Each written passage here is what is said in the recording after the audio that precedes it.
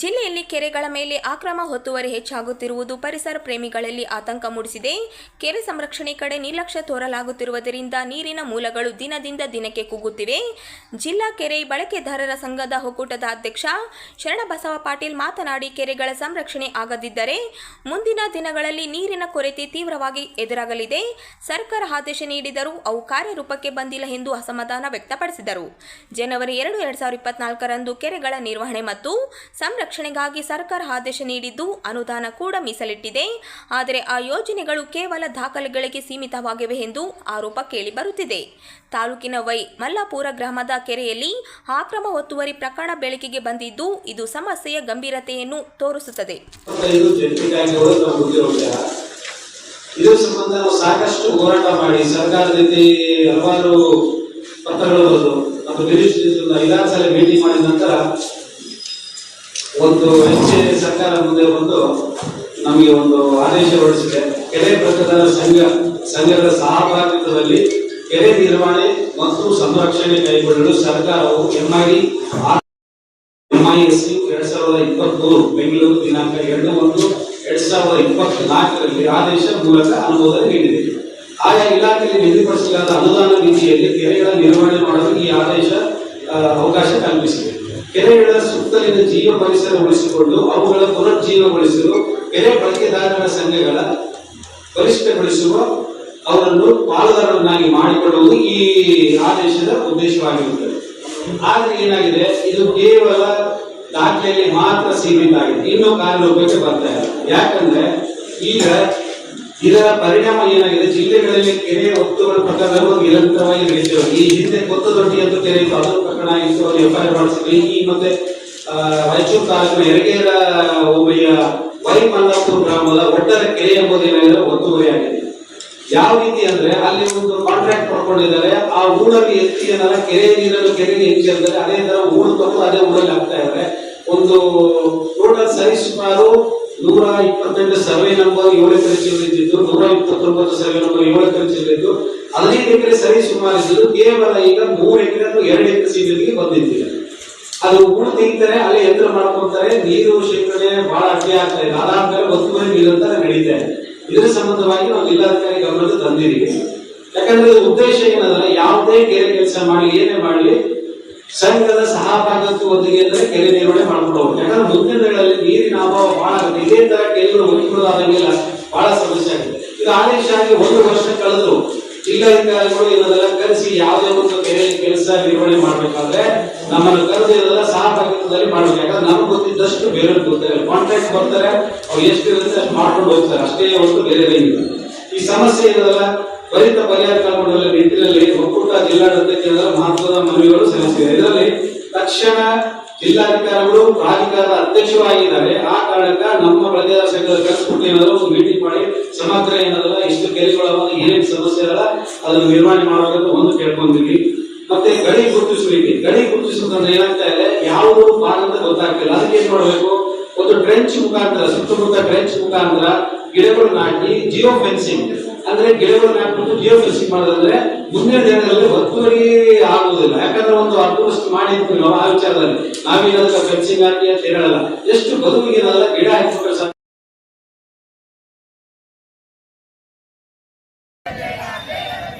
ಅಂತಾರಾಷ್ಟ್ರೀಯ ಮಹಿಳಾ ದಿನಾಚರಣೆ ಅಂಗವಾಗಿ ವಿವಿಧ ಬೇಡಿಕೆಗಳ ಈಡೇರಿಕೆಗೆ ಒತ್ತಾಯಿಸಿ ಮಹಿಳೆಯರು ಪ್ರತಿಭಟನೆ ನಡೆಸಿದರು. CITU ನೇತೃತ್ವದಲ್ಲಿ ನಡೆದ ಈ ಪ್ರತಿಭಟನೆಯಲ್ಲಿ ಕಾರ್ಮಿಕರು, ರೈತರು, ಕೃಷಿ ಕೂಲಿಕಾರರು ಹಾಗೂ ಮಹಿಳೆಯರು ಭಾಗವಹಿಸಿದರು.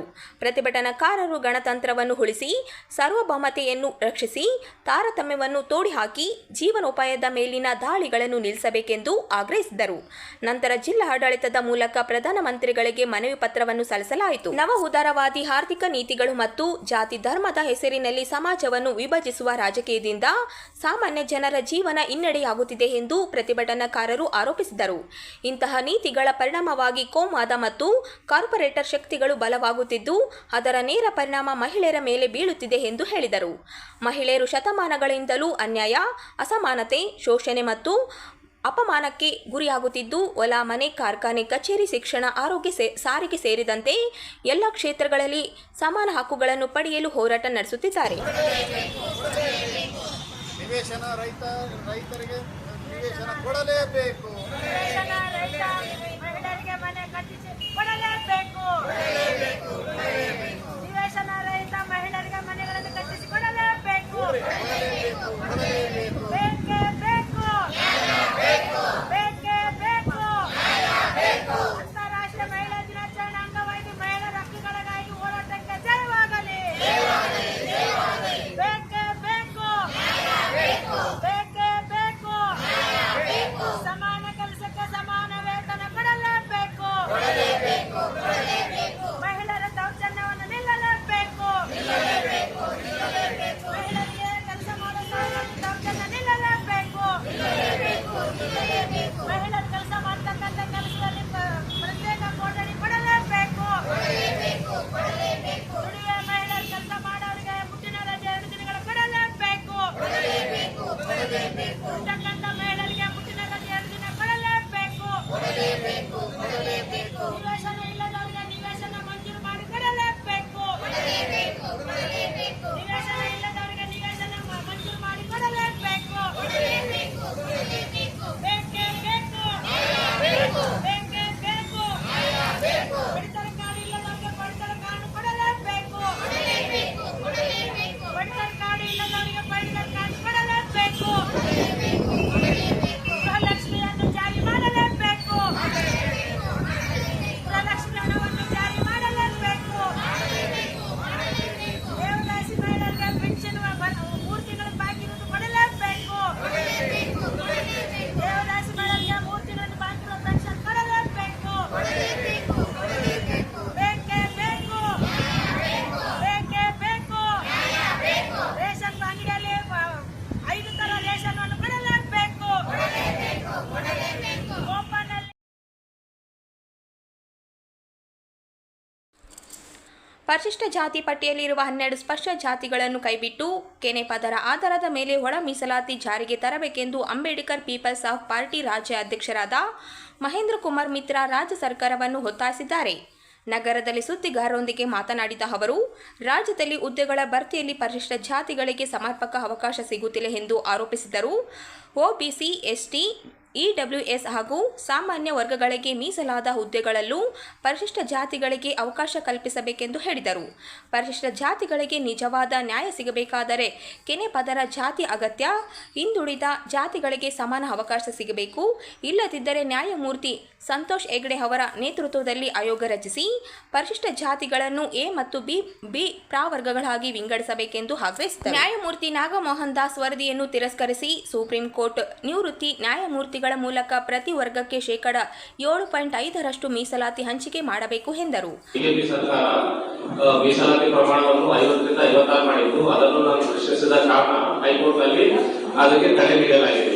ಅದೇ ರೀತಿಯಾಗಿ ಸುಪ್ರೀಂ ಕೋರ್ಟ್ ಇನ್ನೊಂದು ಕೂಡ ಜಜ್ಮೆಂಟ್ ಇದೆ ಸೀರಿಯಲ್ ನಂಬರ್ 2 ನಲ್ಲಿ bridge Mohan Lal versus union of India.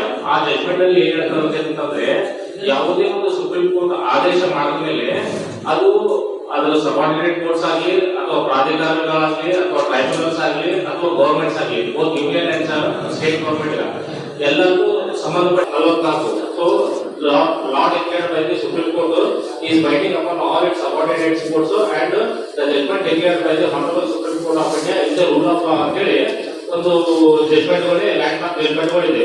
So ಆ ಕಾರಣಕ್ಕಾಗಿ ನಮ್ಮ ದೇಶದಲ್ಲಿ 2024ರಲ್ಲಿ state of Punjab versus Davinder Singh ಪ್ರಕರಣದಲ್ಲಿ ಸುಪ್ರೀಂ ಕೋರ್ಟ್ ಈ ಪರಿಶಿಷ್ಟ ಜಾತಿಗಳಲ್ಲಿ ಹಿಂದುಳಿಯುವಿಕೆಗೆ ಏನು ಕಾರಣ ಅಂತೇಳಿ ಆರ್ಟಿಕಲ್ 142 ತಗೊಂಡು ವಿಮರ್ಶವಾಗಿ ಚರ್ಚೆ ಮಾಡಿ ಅದಕ್ಕೆ ಒಂದು ಪರಿಹಾರ ಕೊಟ್ಟಿದ್ದಾರೆ.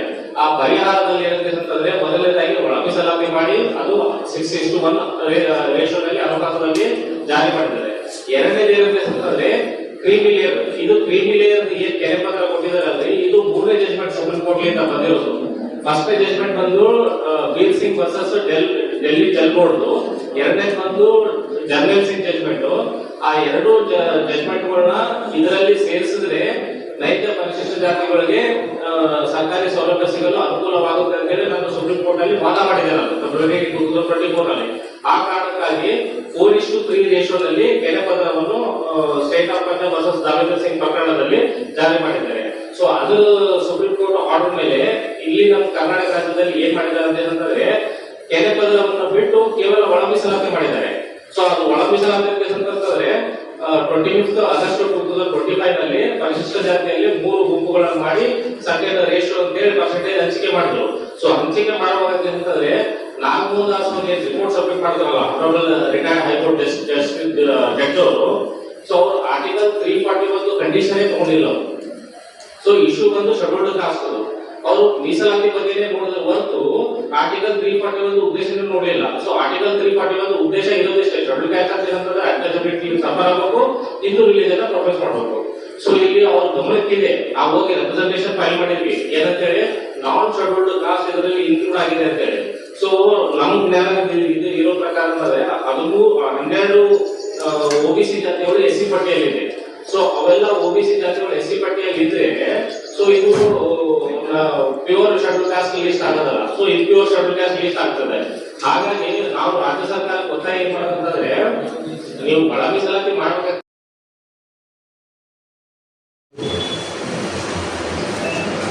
ಶ್ರೀ ಸುಷಮೀಂದ್ರ ತೀರ್ಥರ ಸೇವಾ ಸಮಿತಿ ಹಾಗೂ ಭಕ್ತರ ವೃಂದದ ವತಿಯಿಂದ ಏಪ್ರಿಲ್ 2 ರಿಂದ 6 ರವರೆಗೆ 5 ದಿನಗಳ ಕಾಲ ನಗರದ ಶ್ರೀ ಮಂಗಲಿ ಮುಖ್ಯ ಪ್ರಾಣ ದೇವಸ್ಥಾನದಲ್ಲಿ ಶ್ರೀ 108 ಶ್ರೀ ಸುಷಮೀಂದ್ರ ತೀರ್ಥರ ಜನ್ಮ ಶತಮಾನೋತ್ಸವ, ವಿವಿಧ ಧಾರ್ಮಿಕ ಕಾರ್ಯಕ್ರಮಗಳು ಹಾಗೂ ಭವ್ಯ ಶೋಭಾಯಾತ್ರೆ ನಡೆಯಲಿದೆ ಎಂದು ಭಕ್ತರಾದ ಸುರೇಂದ್ರ ಆಚಾರ್ಯ ತಿಳಿಸಿದ್ದಾರೆ.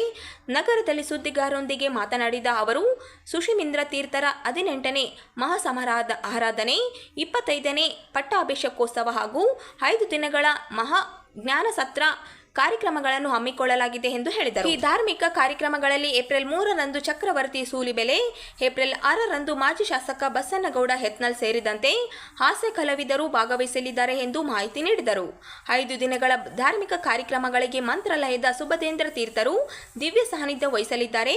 ಏಪ್ರಿಲ್ 6 ರಂದು ಸುಬದೇಂದ್ರ ತೀರ್ಥರ ದಿವ್ಯ ಸಾನ್ನಿಧ್ಯದಲ್ಲಿ ಗಜವಾಹನದ ಮೂಲಕ ಶ್ರೀ ಸುಷಮೀಂದ್ರ ತೀರ್ಥರ ಪಾದುಕೆ ಹಾಗೂ ಭಾವಚಿತ್ರದ ಭವ್ಯ ಮೆರವಣಿಗೆ ನಡೆಯಲಿದೆ ಎಂದು ಹೇಳಿದರು. ಜಗತ್ತಿನ ಕಲ್ಯಾಣಕ್ಕಾಗಿ ಹೋಮ ಹವನಾದಿಗಳನ್ನು ಹಮ್ಮಿಕೊಳ್ಳಲಾಗಿದೆ. ಇದೇ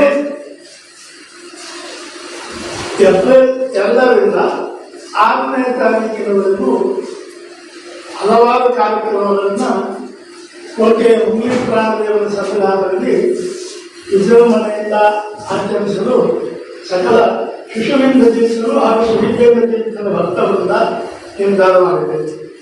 ಸೊ 2ನೇ ತಾರೀಕಿಗೆ ಸಾಯಂಕಾಲ 6:30ಕ್ಕೆ ಗೋಪೂಜೆ, ಧ್ವಜಾರೋಹಣ, ಧಾನ್ಯ ಪೂಜೆ, ಶಾಖೋತ್ಸವ ಇವುಗಳೆಲ್ಲವೂ ಪೂಜ್ಯ ಸುವಿಜೇಂದ್ರ ತೀರ್ಥ ಶ್ರೀಪಾದಂಗಳವರ ಸಾನ್ನಿಧ್ಯದಲ್ಲಿ ನಡೆಯಬೇಕೆಂದಾಗಿದೆ.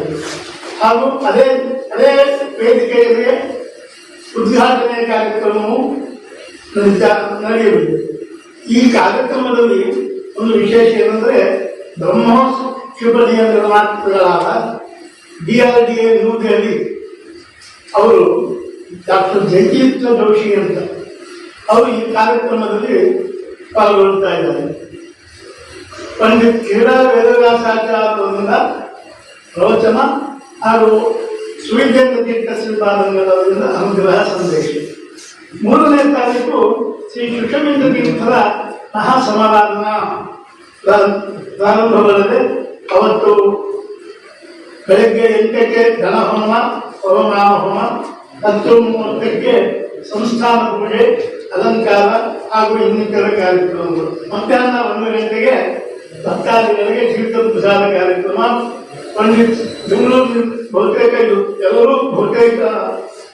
ಬೆಂಗಳೂರು, ಉಡುಪಿ ಅದರಿಂದ ಬರ್ತಕ್ಕಂಥ ಪಂಡಿತರಿದ್ದಾರೆ.